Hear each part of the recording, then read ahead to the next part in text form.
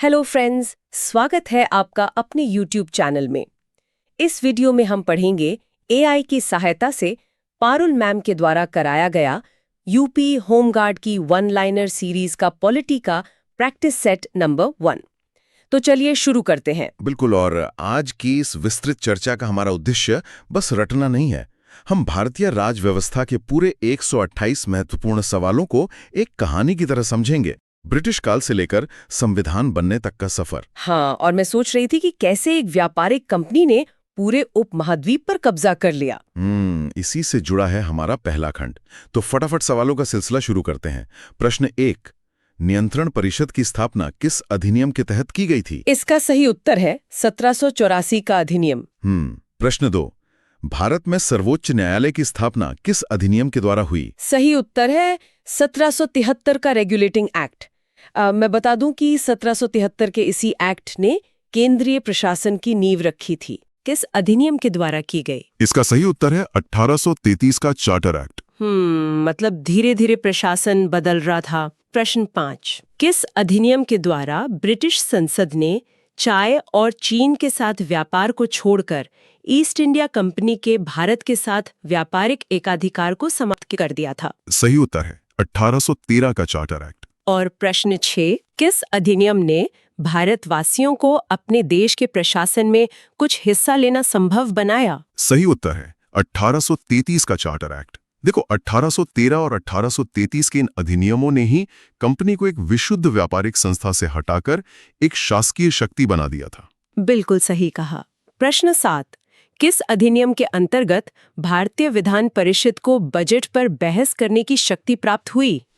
सही उत्तर है 1892 का अधिनियम। प्रश्न 8, ब्रिटिश भारत में सांप्रदायिक प्रतिनिधित्व की व्यवस्था किस अधिनियम द्वारा की गई थी? सही उत्तर है 1909 का मार्ले मिंटो सुधार अधिनियम। इसी से जुड़ा है प्रश्न 9, 1909 का अधिनियम मुख्य रूप से किससे संबंधित था? सही उत्तर है पृथक मताधिकार या सांप्रदायिक प्रतिनिधित्व से। और आपको बता दूं, इसी ने भारतीय राजनीति में विभाजनकारी सांप्रदायिकता के बीज बोए थे। ये बहुत ही दुर्भाग्यपूर्ण था। चलिए आगे देखते हैं।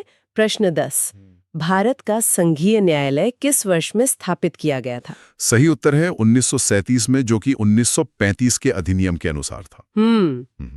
प्रश्न 11, केंद्र में द्वैध शासन किस अधिनियम के अंतर्गत स्थापित किया गया? सही उत्तर है 1935 का अधिनियम। प्रश्न 12, भारतीय इतिहास के संदर्भ में द्वैध शासन सिद्धांत किसे निर्दिष्ट करता है? सही उत्तर है प्रांतीय विषयों का 2 भागों में विभाजन, यानी आरक्षित और हस्तांतरित। तो प्रश्न 13, किस अधिनियम ने प्रांतों में द्वैध शासन प्रणाली की स्थापना की? सही उत्तर है 1919 का अधिनियम। अच्छा, प्रश्न 14, भारतीय विधान पालिका प्रथम बार द्विसदनीय कब बनाई गई? सही उत्तर है 1919 के अधिनियम द्वारा। यह पहली बार था जब द्विसदनीय विधायिका का प्रयोग हुआ था। समझ गई। प्रश्न 15, किस अधिनियम द्वारा 120 सदस्यों वाले चैम्बर ऑफ प्रिंसेस की व्यवस्था की गई थी? इसका भी सही उत्तर है 1919 का अधिनियम। प्रश्न 16, संवैधानिक निरंकुशता का सिद्धांत किस अधिनियम द्वारा प्रवृत्त किया गया? सही उत्तर है 1935 का अधिनियम। ये 1935 का अधिनियम काफी अहम लगता है। प्रश्न 17, भारत के संविधान में केंद्र और राज्यों के बीच शक्तियों का विभाजन किस योजना पर आधारित है? सही उत्तर है 1935 का अधिनियम। प्रश्न 18, ब्रिटिश भारत में प्रांतीय स्वायत्तता की शुरुआत किसने की? सही उत्तर है 1935 का अधिनियम। प्रश्न 19, भारत में संघीय व्यवस्था और केंद्र में द्वैध शासन कब लागू किया गया था? इसका भी सही उत्तर है 1935 का अधिनियम। प्रश्न 20, अखिल भारतीय महासंघ स्थापित करने का प्रावधान किसमें शामिल किया गया था? सही उत्तर है 1935 का अधिनियम। और प्रश्न 21, किस अधिनियम ने भारत में संघीय शासन की व्यवस्था दी थी? सही उत्तर है 1935 का अधिनियम। तो प्रश्न 22 है, 1935 के अधिनियम द्वारा स्थापित संघ में अवशेष शक्तियां किसको दी गई थीं? सही उत्तर है गवर्नर जनरल को। प्रश्न 23, भारत शासन अधिनियम 1935 के तहत प्रस्तावित संघीय प्रणाली क्या थी? सही उत्तर है भारत संघ। प्रश्न 24, 1935 का गवर्नमेंट ऑफ इंडिया एक्ट क्यों महत्वपूर्ण है?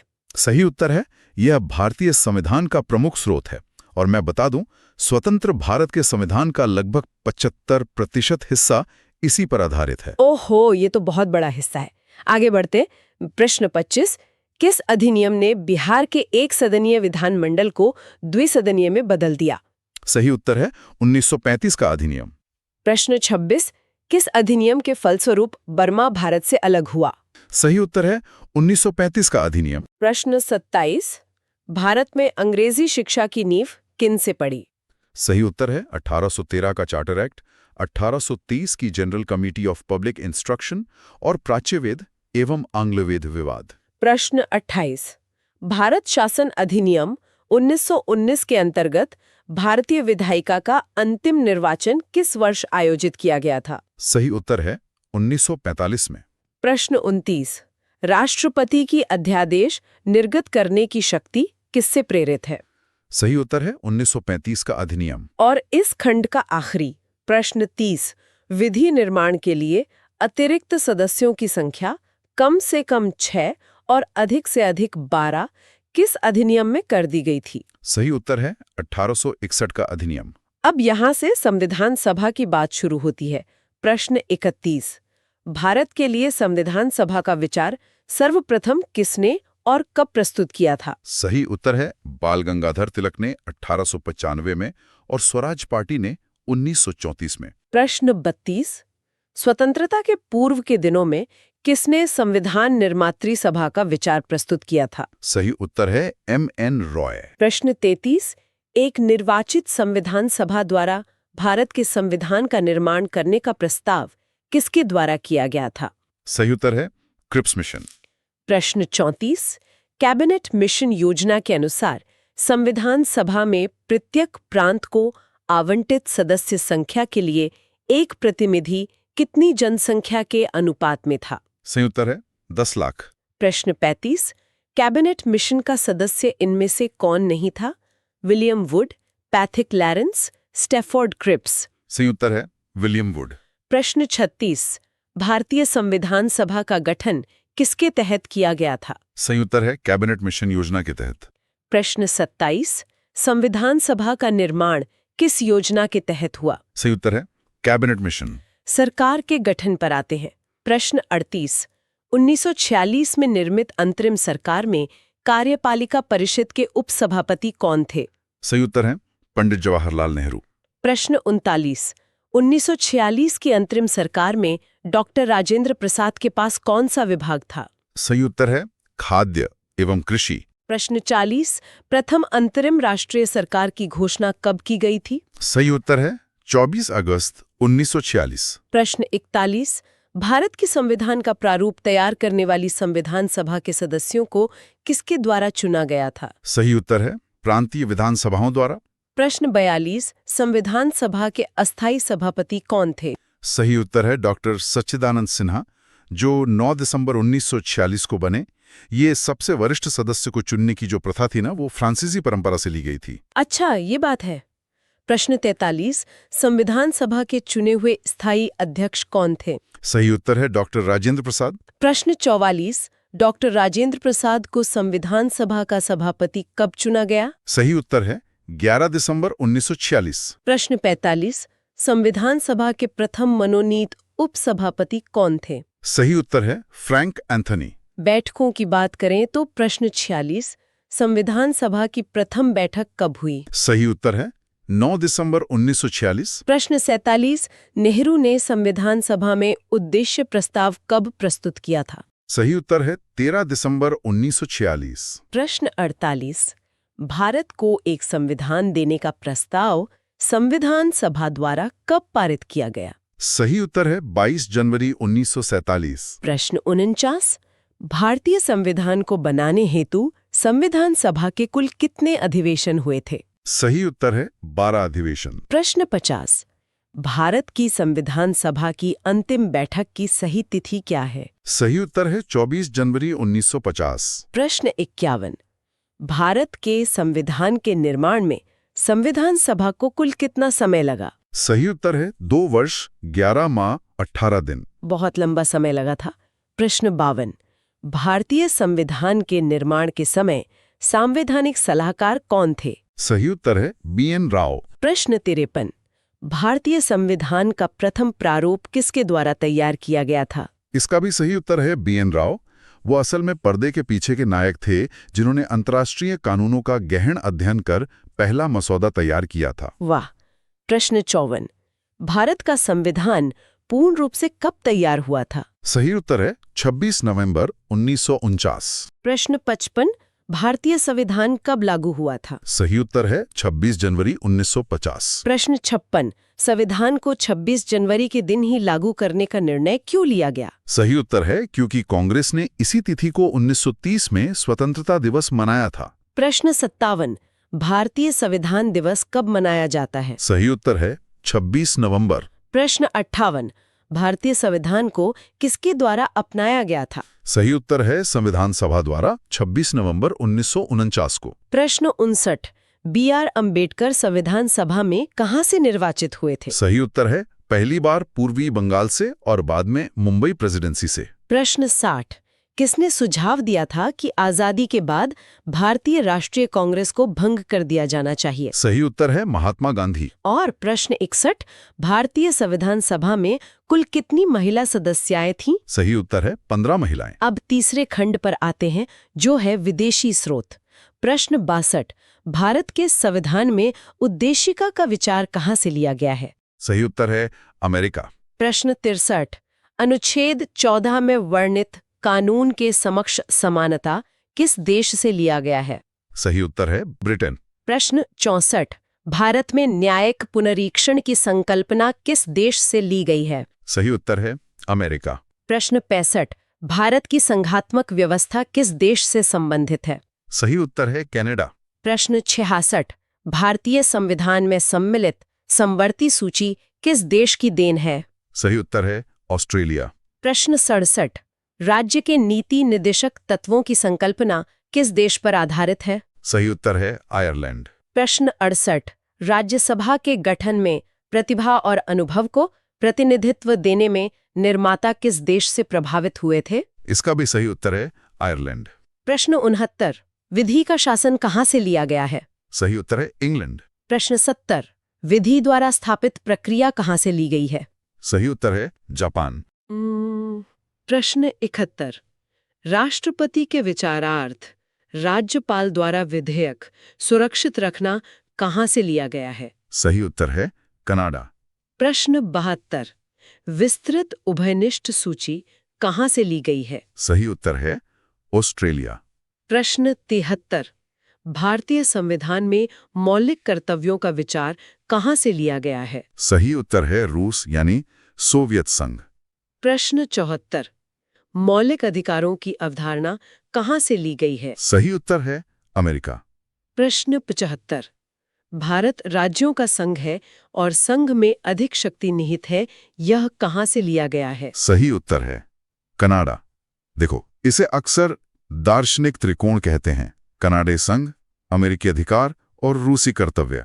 बहुत ही सुंदर तालमेल है। प्रश्न 76। शासन की संसदीय प्रणाली कहां से ली गई है? सही उत्तर है ब्रिटेन। और प्रश्न 77।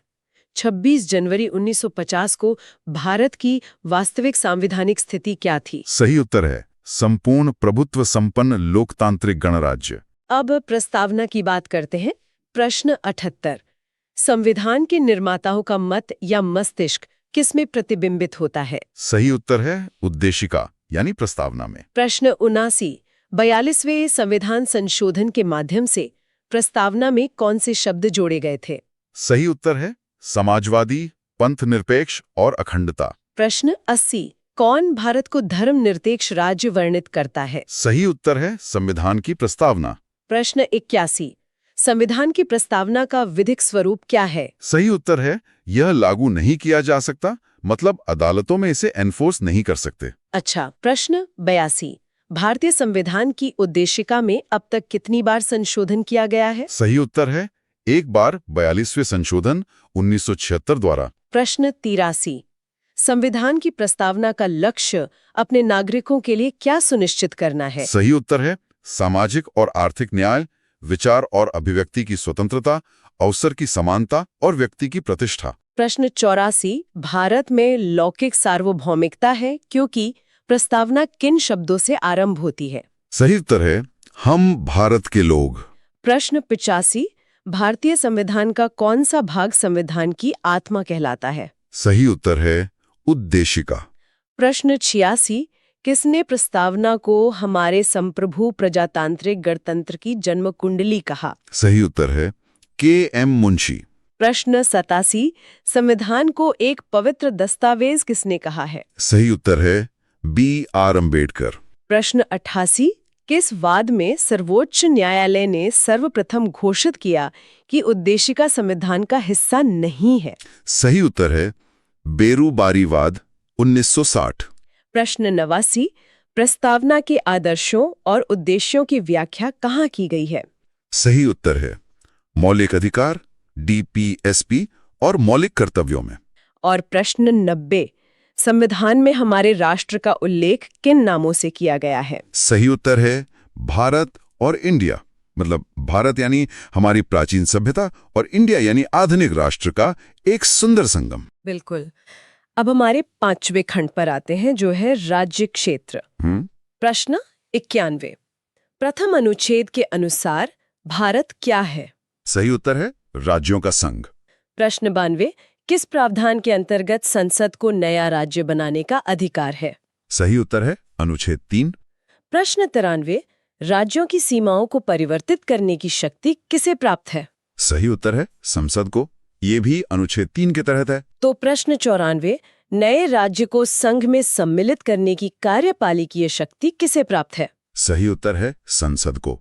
प्रश्न 95, भारत में नया राज्य सृजित करने वाला विधेयक किस बहुमत से पारित होना चाहिए? सही उत्तर है साधारण बहुमत से। और प्रश्न 96, अनुच्छेद 3 के तहत संसद के कानून द्वारा क्या संभव नहीं है? सही उत्तर है नए राज्यों का प्रवेश, क्योंकि ये अनुच्छेद 2 के तहत होता है। अच्छा, ये फर्क है। प्रश्न 97, 1 नवंबर 1956 को कितने राज्य और संघ राज्य क्षेत्र बनाए गए थे? सही उत्तर है 14 राज्य और 6 संघ राज्य क्षेत्र। प्रश्न 98, वर्तमान में भारत में कुल कितने राज्य और संघीय प्रदेश हैं? सही उत्तर है 28 राज्य और 8 केंद्र शासित प्रदेश। प्रश्न 99, दिल्ली क्या है? सही उत्तर है केंद्र शासित प्रदेश। प्रश्न 100, किस संशोधन द्वारा दिल्ली को राष्ट्रीय राजधानी क्षेत्र का दर्जा दिया गया? सही उत्तर है 69वां संविधान संशोधन 1991। प्रश्न 101, सिक्किम पूर्ण राज्य कब बना? सही उत्तर है 36वें संविधान संशोधन 1975 द्वारा। प्रश्न 102, गोवा, तेलंगाना और झारखंड की स्थापना तिथियां क्या हैं? सही उत्तर है गोवा 30 मई 1987, तेलंगाना 2 जून 2014 और झारखंड 15 नवंबर 2000। प्रश्न 103, छत्तीसगढ़ और उत्तराखंड राज्य कब अस्तित्व में आए? सही उत्तर है छत्तीसगढ़ 1 नवंबर 2000 और उत्तराखंड 9 नवंबर 2000। प्रश्न 104, भाषा के आधार पर राज्यों के गठन हेतु आयोग की स्थापना कब हुई? सही उत्तर है 1953 में। प्रश्न 105, 1953 के राज्य पुनर्गठन आयोग के सदस्य कौन थे? सही उत्तर है जस्टिस फजल अली, के.एम. पन्निकर और हृदयनाथ कुंजरू। प्रश्न 106, आजादी के बाद भाषा के आधार पर राज्यों का पुनर्गठन किस वर्ष हुआ? सही उत्तर है 1956 में। प्रश्न 107, भाषा के आधार पर बना भारत का पहला राज्य कौन सा था? सही उत्तर है आंध्र प्रदेश। मैं यहाँ जोड़ना चाहूंगा कि पोटी श्री रामुलु के 56 दिनों के आमरण अनशन और मृत्यु ने इसे अपरिहार्य बना दिया था। वो एक बड़ा बलिदान था। आगे बढ़ते हैं। प्रश्न 108, क्या बिहार को काटकर पृथक वनांचल राज्य बनाना संभव है? सही उत्तर है हाँ, संसद द्वारा। प्रश्न 109, तेलंगाना बनने के बाद राज्यों की संख्या 29 हो गई थी, वर्तमान में कितनी है? सही उत्तर है वर्तमान में 28 है। अब हम आ गए हैं अपने आखिरी खंड पर। प्रश्न 110, नागरिकता से संबंधित प्रावधान संविधान के किस भाग और अनुच्छेद में है? सही उत्तर है भाग 2, अनुच्छेद 5 से 11। प्रश्न 111, भारतीय नागरिकता प्राप्त करने के 5 प्रकार कौन से हैं? सही उत्तर है जन्म, वंश परंपरा, पंजीकरण, देशीयकरण और भूमि अर्जन। प्रश्न 112, नागरिकता कैसे प्राप्त नहीं की जा सकती? सही उत्तर है भारतीय बैंक में धन जमा करके। प्रश्न 113। एक नागरिक अपनी नागरिकता कब खो सकता है? सही उत्तर है जब वो नागरिकता का परित्याग करे या स्वेच्छा से अन्य देश की नागरिकता ले ले। प्रश्न 114। दोहरी नागरिकता का सिद्धांत किस देश में स्वीकार किया गया है? सही उत्तर है अमेरिका, जबकि भारत ने ब्रिटेन की तरह एकल नागरिकता अपनाई है ताकि हमारी अखंडता बनी रहे। बिल्कुल। प्रश्न 115। नागरिकता के अर्जन हेतु शर्तें नियत करने के लिए कौन सक्षम है? सही उत्तर है संसद। प्रश्न 116। नागरिकता कानून CAA कब पारित हुआ? सही उत्तर है 11 दिसंबर 2019। समितियों पर आते हैं। प्रश्न 117। संघ संविधान समिति के अध्यक्ष कौन थे? सही उत्तर है पंडित जवाहरलाल नेहरू। प्रश्न 118। प्रांतीय संविधान समिति के अध्यक्ष कौन थे? सही उत्तर है सरदार पटेल। प्रश्न 119। प्रारूप समिति के अध्यक्ष कौन थे? सही उत्तर है डॉक्टर BR अम्बेडकर। प्रश्न 120। मौलिक अधिकारों और अल्पसंख्यकों हेतु सलाहकार समिति के अध्यक्ष कौन थे? सही उत्तर है सरदार पटेल। प्रश्न 121। BR अम्बेडकर के अलावा प्रारूप समिति में कितने अन्य सदस्य थे? सही उत्तर है 6 अन्य सदस्य यानी कुल 7। प्रश्न 122। प्रारूप समिति का गठन कब किया गया था? सही उत्तर है 29 अगस्त 1947। प्रश्न 123।